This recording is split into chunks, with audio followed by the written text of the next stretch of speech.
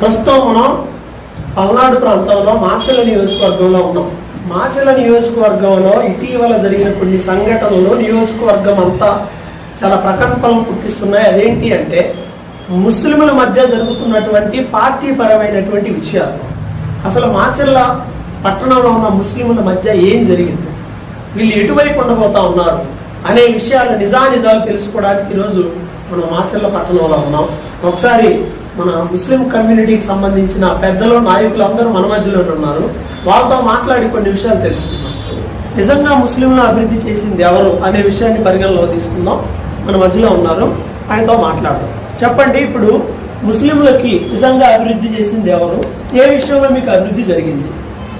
మైనారిటీలకి YCP ప్రభుత్వం ఏం చేసింది అని అడిగితే ప్రస్తుతం ఏం చేయలేదు అని ఆలోచించవలసి వస్తుంది. ఎందుకంటే రాష్ట్రంలో జగన్మోహన్ రెడ్డి గారు కానీ, మన నియోజకవర్గంలో పిన్నెల్లి రామకృష్ణారెడ్డి గారు కానీ మైనారిటీల పక్షపాతి క్లియర్గా చెప్పుకోవచ్చు. ఏ విధంగా చెప్పుకోవచ్చు అంటే, మనకి చంద్రబాబు నాయుడు గారి గవర్నమెంట్లో హజ్ కోసం అని చెప్పేసి మన ఆంధ్రప్రదేశ్ నుంచి ప్రత్యేకంగా హజ్ యాత్ర వెళ్ళడం కోసం మేము ఒక హజ్ హౌస్ కట్టిస్తాము అని ఓన్లీ చేతల ద్వారానే పరిమితం అయిపోయింది. సొంతంగా హజ్ హౌస్ కట్టకుండానే మనకి కేవలం పర్మిషన్ తీసుకొచ్చి 18 రోజుల్లో ఒక హజ్ హౌస్ రెంట్కి తీసుకొని, ఒక మదర్సాని నంబూరులో ఒక మదర్సాని రెంట్కి తీసుకొని ఆ 18 రోజుల్లో 2300 మంది హజ్కు వెళ్ళే యాత్రికుల కోసం ఏర్పాట్లు చేయడం ఇది మామూలు విషయం అయితే కాదు.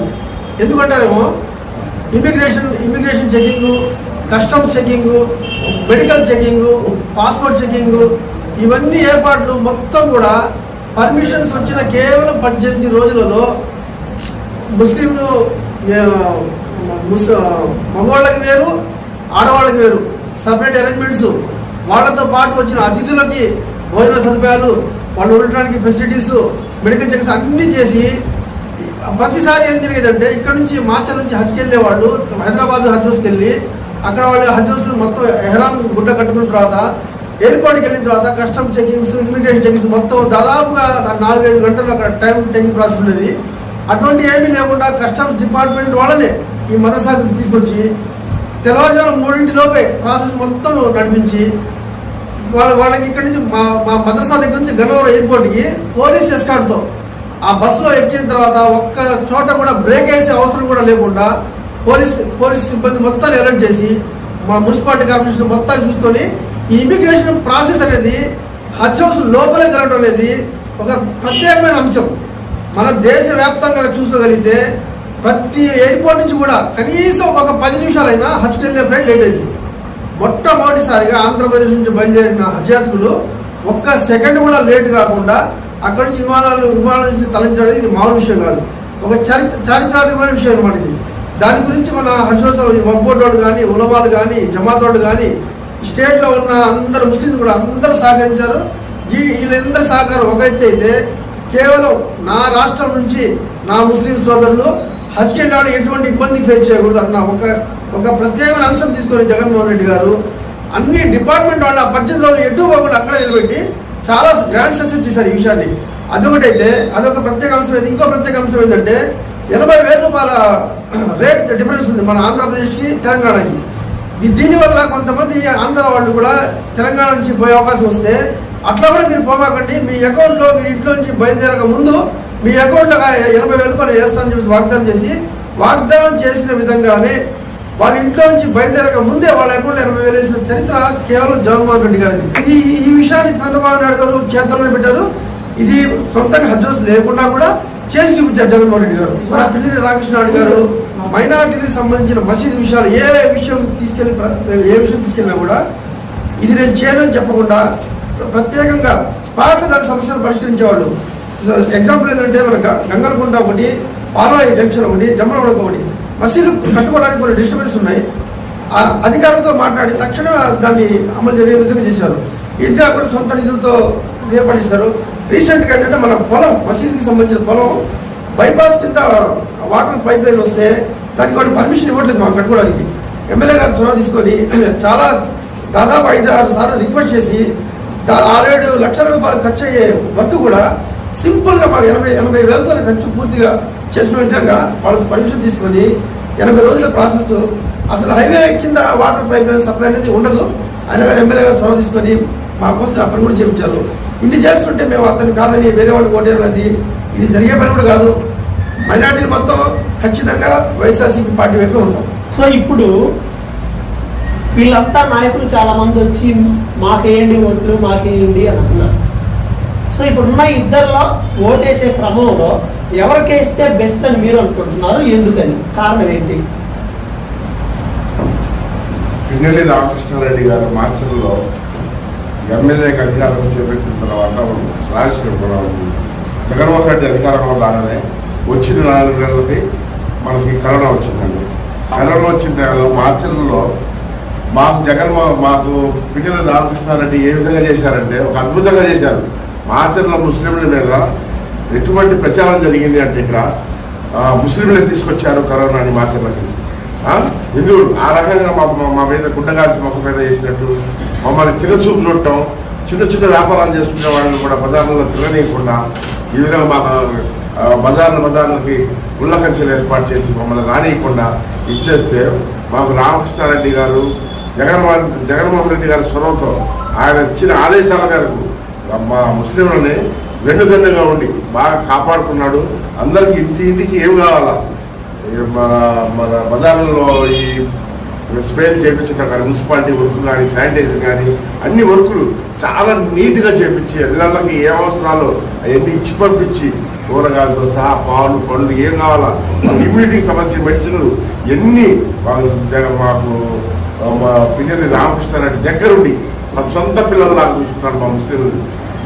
ఇలాంటి ప్రభుత్వం ఎలాంటప్పుడు ఇక్కడ ఉండే తెలుగుదేశం నాయకులు ఎవరైనా మా గురించి ఆలోచించిన వాళ్ళు ఒకళ్ళు లేరు. మా దగ్గరకు వచ్చిన వాళ్ళు ఎవరు లేరు. అసలు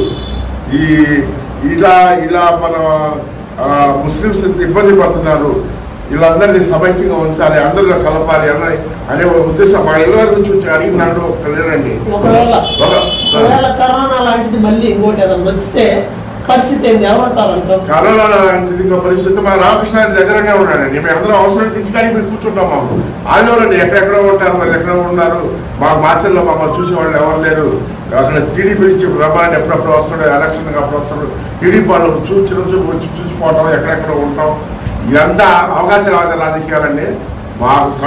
మమ్మల్ని కనిపెట్టి మమ్మల్ని కాపాడుతూ ఉన్నాడు. కాబట్టి మేము ఎప్పుడు కూడా ముస్లిం మైనారిటీస్ మొత్తం కూడా మేము పిన్నెల్లి రామకృష్ణారెడ్డి వైపే ఉంటాం.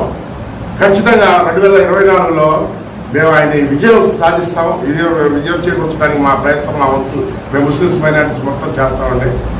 ఈ విధంగా ఇంకోసారి మా పిన్నెల్లి రామకృష్ణారెడ్డి గారికి ధన్యవాదాలు తెలియజేస్తూ, మాకు ఏదైనా అభివృద్ధి జరిగినా, మాకు వెన్నుదన్నుగా నిలబడాలన్నా మాకు వైఎస్ఆర్సీపీ పార్టీ తరఫున మా ఎమ్మెల్యే మాకు కావాలి.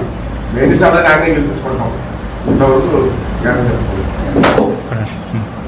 పార్టీలు అనేవి ఎప్పుడూ వస్తూనే ఉంటాయి. కొత్త పార్టీలు వస్తుంటాయి, పాత పార్టీలు వస్తూ ఉంటాయి. ముస్లిం కమ్యూనిటీ ఎందుకు జగన్కి అండగా ఉండాలని అంటా ఉన్నారు. ఎందుకని మీకు అంత ఏం జరిగిందని మీరు అండగా ఉండాలనుకుంటున్నారు? ముస్లిం కమిటీ జగన్కి అండగా ఎందుకు ఉండాలంటే, స్వర్గీయ రాజశేఖర రెడ్డి గారు మైనార్టీలకు 4% రిజర్వేషన్లు ఇచ్చి 2 అడుగులు ముందు వేస్తే, జగన్మోహన్ రెడ్డి గారు 4 అడుగులు ముందేసి మైనార్టీలన్నీ అభివృద్ధి పనులు జరిపిస్తున్నారు. ఒక డిప్యూటీ సీఎంగా దేశ చరిత్రలో ఏ రోజు కూడా ఎవరు లేదు. అంషాద్ బాషా ఉప ముఖ్యమంత్రిగా ఇచ్చారు మైనార్టీల మీద భారంతో. పోయినసారి ఎలక్షన్లో 5-6 ఎమ్మెల్యేలను మైనార్టీలకు ఎమ్మెల్యే సీట్లు ఇచ్చి గెలిపించిన ఘనత జగన్మోహన్ రెడ్డి గారిది. రేపు జరగబోయే 24 ఎలక్షన్లో కూడా ఇప్పటికే 6-7 ఎమ్మెల్యేలకి జగన్మోహన్ రెడ్డి గారు సీట్లు ఇచ్చే ముందంజలో ఉంచారు. ఇదే టీడీపీ మైనార్టీల మీద మోసవేళ ప్రకటన చేస్తా తప్ప మైనార్టీల మీద ప్రేమే లేదు. ఒక్క ఎమ్మెల్యే సీట్ ఇచ్చి నేనేదో మైనార్టీలు ఉద్ధరిస్తున్నామని చెప్తారు. మైనార్టీలు ఉద్ధరించింది ఒక రాజశేఖర రెడ్డి గారు అని జగన్మోహన్ రెడ్డి గారు. రేపు జరగబోయే ఎన్నికల్లో కూడా మైనార్టీలు మొత్తం జగన్మోహన్ రెడ్డి గారి మళ్ళీ ముఖ్యమంత్రిగా ప్రమాణ స్వీకారం చేయడానికి అందరూ పోరాడి గెలిపిస్తాం. ఇక్కడ పిన్నెల్లి రామకృష్ణారెడ్డి గారు ఎమ్మెల్యే గారు 4 సార్లు గెలిచారు. 5వ సారి కూడా భారీ మెజార్టీతో గెలిపించి మంత్రి పదవి చేయబోతున్నామని మైనార్టీలంతా రామకృష్ణారెడ్డి జగన్మోహన్ రెడ్డి అంటే నడుస్తామని అందరూ పోరాడి మళ్ళీ భారీ మెజార్టీతో గెలిపిస్తాం. ఇప్పుడున్నటువంటి పరిపాలనా వ్యవస్థలో మీకు ఏమి నచ్చింది, ఎందుకు మరలా జగన్ వైపు వెళ్ళాలనుకుంటున్నారని ఏం చెప్తారు? అన్ని దేనికంటే వాలంటీర్స్ వ్యవస్థ బాగుందండి. ఏం బాగుంది? వాలంటీర్లు టైం టైంలో వచ్చి తలుపులు కొట్టి ఏ టైం అయినా సరే వాళ్ళు వచ్చి మీకు ఇబ్బంది ఉందా ఏంది అని అడగడం కానీ ఏ పనైనా మనకు పని చేస్తున్నారు వాళ్ళు. అప్పుడు కూడా చేశారు. అప్పుడు జన్మభూమి కమిటీ జన్మభూమిలో ఏం చేశారండి? ఏం చేయలేదు. జన్మభూమిలో ఏముంది ఆడ? ఏం చేయాల? పెట్టారు కానీ ఇప్పుడు వాలంటీర్ ఉన్నారు. ఇప్పుడు మనకి ఏ పని కావాలన్నా కానీ ఇప్పుడు వాళ్ళు వచ్చి వాలంటీర్స్ వస్తున్నారు ఇంటికి. ఏంటంటే ఎట్లా ఉంది, ఏంది వ్యవస్థ, ఏంది, పింఛన్ కావాలి, మాకు పింఛన్ కావాలంటే పింఛన్ పెట్టిస్తున్నారు వాళ్ళు. మేము ఒక టైంలో ఎంఆర్ ఆఫీస్ చుట్టూ తిరిగేవాళ్ళం పింఛన్ పెట్టాలంటే. వీళ్ళకి లంచాలు ఇచ్చేవాళ్ళం. రేషన్ కార్డు కావాలన్నా తిరిగేవాళ్ళం, పింఛన్ కావాలన్నా తిరిగాం. ఇప్పుడు ఏముంది? ఇప్పుడు వాలంటీర్స్ ఇంటికి వచ్చి మొత్తం రాసుకొని ఇప్పుడు మన పింఛన్ లేదు, రేషన్ కార్డు లేదు, ఇబ్బంది లేదండి. ఇప్పుడు ప్రభుత్వ పథకాలు అనేవి కమ్యూనిటీలో చాలా తీవ్రమైన ప్రభావాన్ని చూపిస్తున్నాయి అనడానికి చాలా ఎగ్జాంపుల్స్ మనకు కనిపిస్తున్నాయి. సో ఇప్పుడు ప్రభుత్వ పథకాలు గతంలో కూడా తెలుగుదేశం పార్టీ ఉన్నా, కాంగ్రెస్ పార్టీ ఉన్నా, వైఎస్ఆర్సీపీ ఉన్నా, ఏ పార్టీ ఉన్నా పథకాలు కామను, రకరకాల పథకాలు పెడతా ఉంటారు. ఈ పథకాలు మీ కమ్యూనిటీకి నిజంగా ఎలా ఉపయోగకరంగా ఉన్నాయి? గతంలో కూడా ఉన్నాయి పథకాలు, ఇప్పుడు ఇవేం కాదు, గతంలో ఉన్నాయి, ఇప్పుడు ఉన్నాయి. ఏంటి తేడా? మీకు ఎలా లబ్ధి జరిగిందని మీరు అనుకుంటున్నారు? గత ప్రభుత్వంలో టీడీపీ ప్రభుత్వ హయాంలో మైనార్టీలకి ఏ పథకం కూడా లేదు.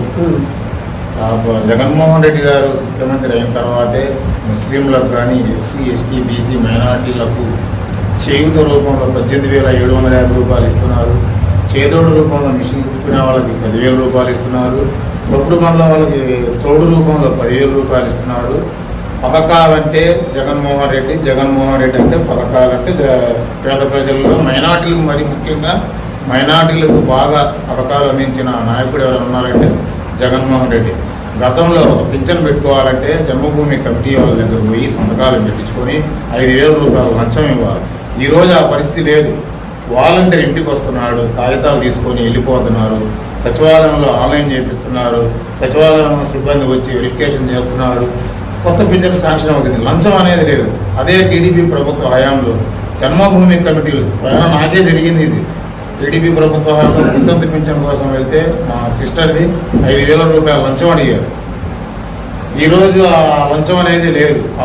అన్ని పథకాలు కూడా జగన్మోహన్ రెడ్డి గారు లంచాలు లేకుండా నేరుగా వాలంటీర్ల ద్వారా అందించడం చాలా బాగుంది. పరిపాలనలో సంక్షేమ పథకాలు అనేవి ఖచ్చితంగా ప్రభావితం చూపిస్తున్నాయనేది అర్థమవుతుంది. సో ఇప్పుడు మీకు ఇప్పుడున్న పథకాలలో ఏ పథకం నచ్చింది, దాని ప్రభావం ఎలా ఉండబోతుంది? నాడు నేడులో స్కూల్స్ అసలు ఒకప్పుడు 2 కిలో బియ్యం అంటేనేమో రామారావు గారి పేరు చెప్తారు.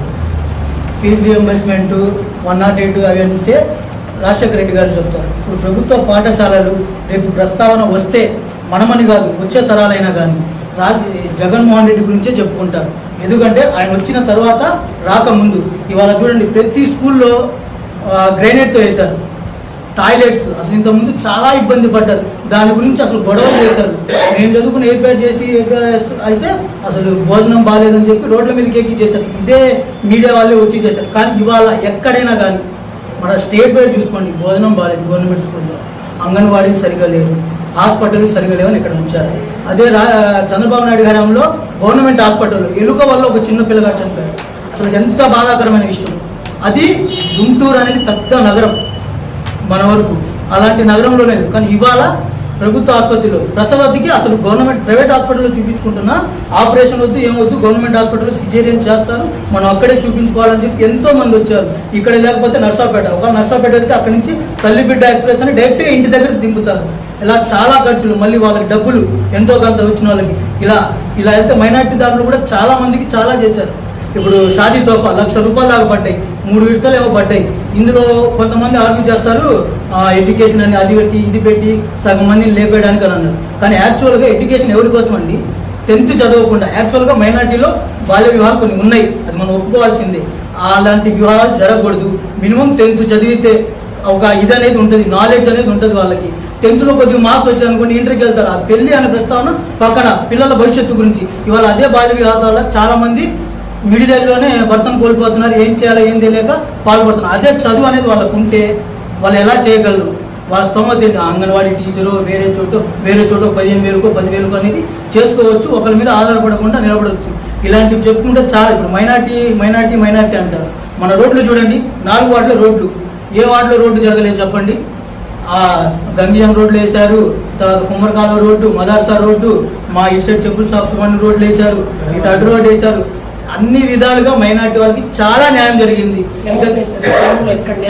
ఇక్కడ పిన్నెల రామకృష్ణారెడ్డి గారు చేశారండి, జగన్ గారు చెప్తారు, ఇక్కడ ఈయన ఆచరిస్తారు. ఇప్పుడు ఇక్కడనే కాదు, మన నియోజకవర్గం ఎక్కడైనా వెళ్ళండి. మన టౌన్లో ఏంటంటే విపరీతంగా ఇచ్చేస్తున్నారులే కానీ ఫోక్స్ ఏదో ఒక అదేం చెప్తారంటే ముస్లిం మైనార్టీలోనే గుర్తింపు కోసం జరుగుతుంది. ఇప్పుడు మొన్న మీరు చెప్పారు కదా, అది కూడా గుర్తింపు కోసమే జరిగింది, కేవలం 2 వ్యక్తుల స్వార్థం వల్ల. అలాంటివి మేము ఖండిస్తాము. ఖచ్చితంగా మా నాయకులు కానీ మేము కానీ ఎప్పుడు రామకృష్ణారెడ్డి వెనకే ఉంటాము. ఇది మా మాట, అంతే. సో ఇప్పుడు ఎలక్షన్ మూమెంట్ కాబట్టి చాలా మంది పార్టీలు మారిపోతా ఉన్నారు. సో ఇప్పుడు మీ ముస్లిం కమ్యూనిటీలో కూడా కొంతమంది ఇక్కడ మాకు న్యాయం జరగలేదు అని చెప్పి పార్టీ మారి తెలుగుదేశం పార్టీలోకి వెళ్ళిపోయారు. ఇది మీకు నష్టం కాదా? దీన్ని మీరు ఎట్లా చూస్తారు? ముందు ఎవరు వెళ్ళారండి మా పార్టీలో? వైసీపీ కార్యకర్త అనేవాడు ఎవరు కూడా పార్టీ మారలేదు. టీడీపీలో నుంచి 2019 తర్వాత ఎమ్మెల్యే గారు గెలిచిన 5 రోజులకే వాళ్ళు ఉండలేక ఇటు వచ్చేసిన టీడీపీ కార్యకర్తలు వచ్చారు మా పార్టీలో. అంతేగాని ఫస్ట్ నుంచి జెండా మోసిన ఏ వైసీపీ కార్యకర్త కూడా వదిలిపెట్టి వెళ్ళాలి. ఇవాళ ఆ వచ్చిన వాళ్ళలో 70% మందిలో 30% మంది వెళ్ళారు అక్కడికి. ఆ మిగతా 70% మంది ఉన్నారు ఇక్కడే. 100%లో 70% మంది ఇక్కడే ఉన్నారు. ఒక 30% మంది అటు వెళ్ళారు. వాళ్ళతో మాకేం పెద్ద ఇబ్బంది అయితే ఏం లేదు. ఇక్కడ ప్రతి ఒక్కరు ఇక్కడే ఉన్నారండి. జెండా మోసిన కార్యకర్తలు అయితే ఎవరు మారలేదు. వాళ్ళ వల్ల కమ్యూనిటీకి ఏ లాభం లేదు, ఎటువంటి నష్టము కూడా లేదు. వాళ్ళతో పాటు వాళ్ళకి చేసిన వాళ్ళు ఇంకా మా పార్టీలోకి వచ్చిన వాళ్ళకి పదవులు ఇచ్చారు, ఆర్థికంగా ఎమ్మెల్యే గారు సహాయాలు చేశారు, బలపడ్డారు. ఇంకా మోసం చేయాలనుకున్నారు, మోసం చేశారు. దాని మించి ఏం చేయలేము. రేపు ఈ ఎవరైతే వీళ్ళు వెళ్ళారో వీళ్ళు మరలా తిరిగి వచ్చి తప్పు అయిపోయిందని చెంపలేసుకొని మరలా వస్తే మీ పార్టీని తెలుసుకుంటారు లేదా? మేమైతే అసలు చేసుకోమండి. ఎమ్మెల్యే గారు ఒప్పుకున్నా మేము ఒప్పుకోం. కమ్యూనిటీ మొత్తం అడ్డు తిరుగుతాం. ఈసారి ఖచ్చితంగా అడ్డు తిరుగుతాం. పోయినసారే మా అడ్డు తిరిగినప్పుడు ఎమ్మెల్యే గారు పోనీలేరా ఒకసారి చూద్దాం, వాళ్ళకు ఒక అవకాశం ఇద్దామన్నారు. ఇచ్చారు. ఇచ్చినట్టే వాళ్ళు ఇలా వాళ్ళ వంకర బుద్ధి వాళ్ళు చూపించుకొని వెళ్ళిపోయారు. అటువైపుకి కుక్క బుద్ధి లాగా చూపించుకున్నారు. ఇటువైపు వచ్చి బాగా లబ్ధి పొందారు, పదవులు అనిపించారు, ప్రతిదీ చేసుకున్నారు. వాళ్ళు ఆర్థికంగా బలపడ్డారు. ఇయాల్టికి కూడా కొంతమంది ఇటుండి అటు చేసే వాళ్ళు కూడా ఉన్నారు. సరే, అది వాళ్ళ ఎమ్మెల్యే గారి దృష్టిలో అది ఉంది. రేపు ఖచ్చితంగా మేము అధికారంలోకి వస్తాం. జగన్మోహన్ రెడ్డి గారు 170 చెప్పినట్టే మేము వస్తాం. ఎమ్మెల్యే గారు మినిస్టర్ అవుతారు. దాని తర్వాత వాళ్ళు రాక తప్పదు. మేము వాళ్ళని చొక్కా పట్టుకుని అడక్క తప్పదు. సంక్షేమ పథకాలు అనేవి గతంలో ఆరోపణ ఏంటి అని అంటే పార్టీలను చూసి ముఖాలను చూసి ఇచ్చారని. సో ఇప్పుడు మీరు నాయకులుగా ఉన్నారు, మీరు కూడా పథకాలు ఇచ్చేటప్పుడు మీరు పార్టీలు చూస్తున్నారు లేదా? ఆరోపణ ఏంటంటే మా పథకాలు ఇవ్వలేదండి, మాకు ఇది రాలేదండి అని కొంతమంది మాట్లాడుతున్నారు. దీనికి మీరే సమాధానం చెప్తారు?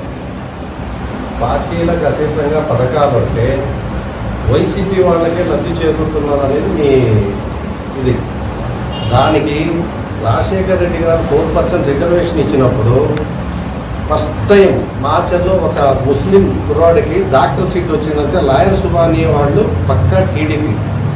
వాళ్ళ అబ్బాయికి డాక్టర్ సీట్ ఇచ్చారా లేదా అనేది మీకు గుర్తు చేసుకోండి. తర్వాత సమీమున్ వాళ్ళ అమ్మాయి డాక్టర్ సీట్ వచ్చింది, వాళ్ళు టీడీపీ. వాళ్ళ అమ్మాయికి కూడా డాక్టర్ సీట్ ఇచ్చారు.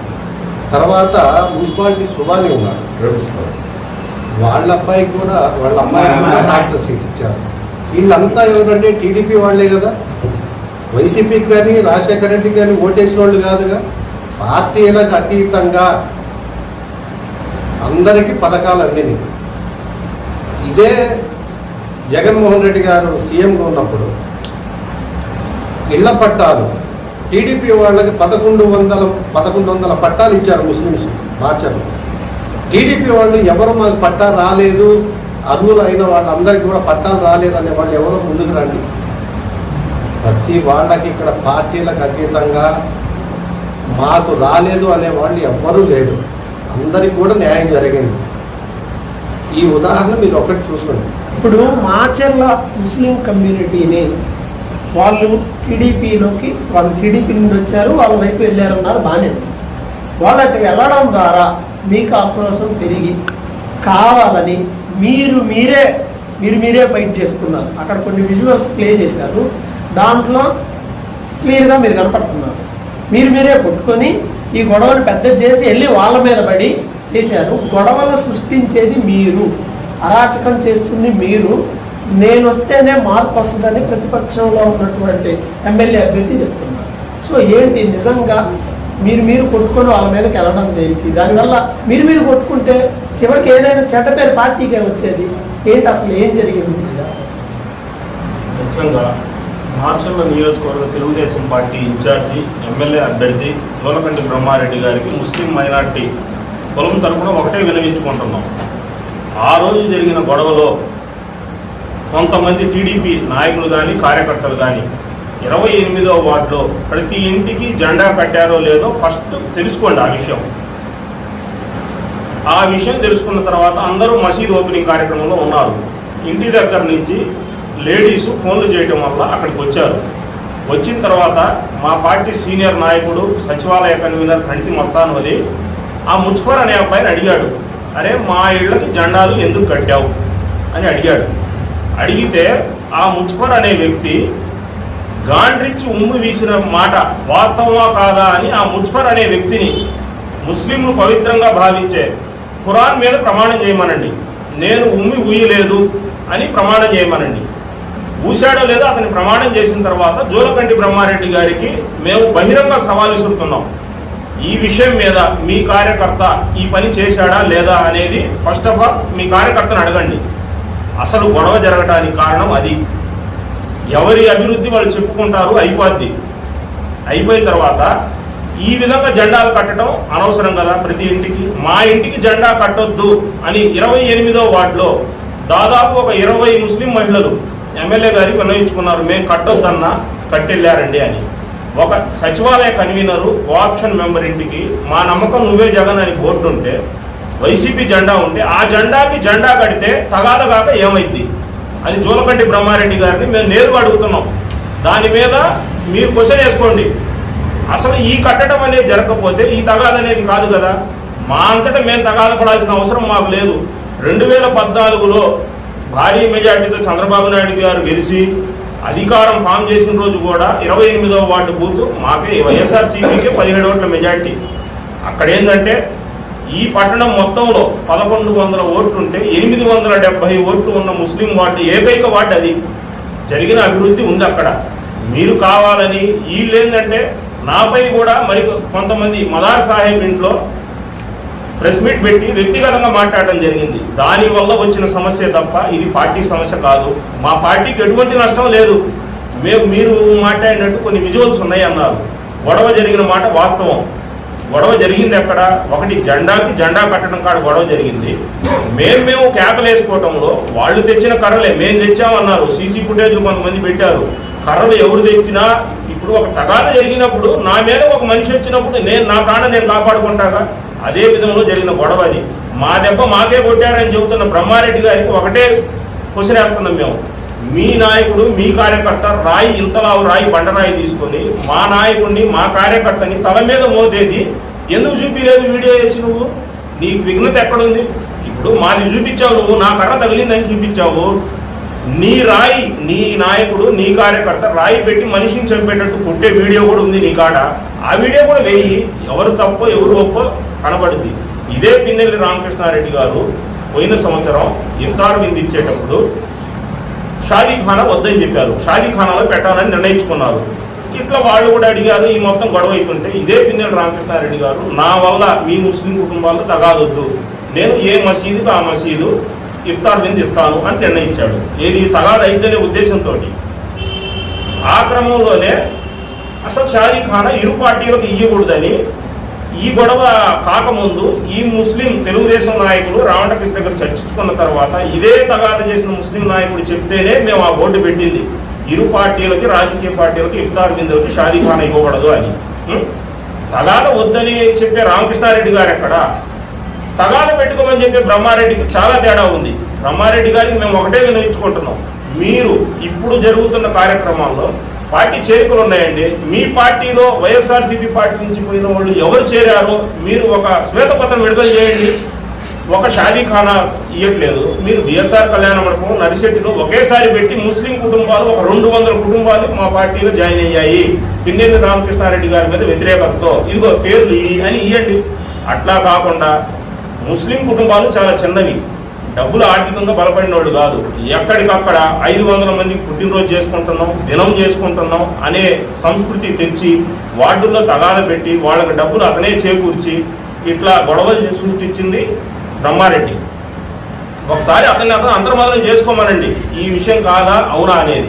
అదేవిధంగా టౌన్లో ముస్లింలు ఎక్కడా తగాద పడిన రోజులు లేవు. ఇన్ని రోజులు కొంతమంది నాయకులు వారి ఆధిపత్యం కోసం మా ముస్లిం కమ్యూనిటీలో ఉన్న పిల్లలకి తాగుబోతులు, కొంచెం తాగేవాళ్ళు, వ్యసనపరులు ఉన్న వాళ్ళకి రోజు తాపేయటం, ఆ మీటింగ్ జరిగినప్పుడు తాపేయటం, ఈ విధంగా చేసి గొడవలు సృష్టించి అభివృద్ధి విషయంలో వస్తే ఒకటే బ్రహ్మారెడ్డి గారిని కోరుతున్నాం మేము.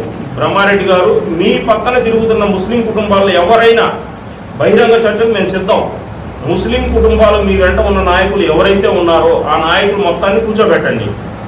పిన్నెల్లి రామకృష్ణారెడ్డి గారు అభివృద్ధి పథకాలు వాళ్ళకి ఎవరికి ఆపాడో చెప్పమనండి. ప్రతి ఒక్కడికి ఇంటి పట్టా ఇచ్చాడు. ఇప్పుడు ఉన్న టీడీపీ నాయకులు ప్రతి ఒక్కడికి బ్రహ్మారెడ్డి గారి వెంట, మేము పిన్నెల్లి రామకృష్ణారెడ్డి గారి వెంట ఏ విధంగా తిరుగుతున్నామో వాళ్ళు మా ముస్లిం నాయకులు కొంతమంది అంతే సాన్నిహిత్యంతో తిరిగే వాళ్ళు ఉన్నారు. మీ వెంట సాన్నిహిత్యంతో తిరిగే ఉన్న నాయకులు ప్రతి ఒక్కరిని అడగండి. పేర్లు కూడా చెబుతా, సత్తార్ ఖాన్, అన్వరు, మెకానిక్ రఫీ, ఇటువంటి మెయిన్ నాయకులు ఉన్నారు కొంతమంది. వాళ్ళందరికీ ఇంటి పట్టాలు ఇచ్చి రిజిస్ట్రేషన్ చేయించారో లేదో కనుక్కోండి.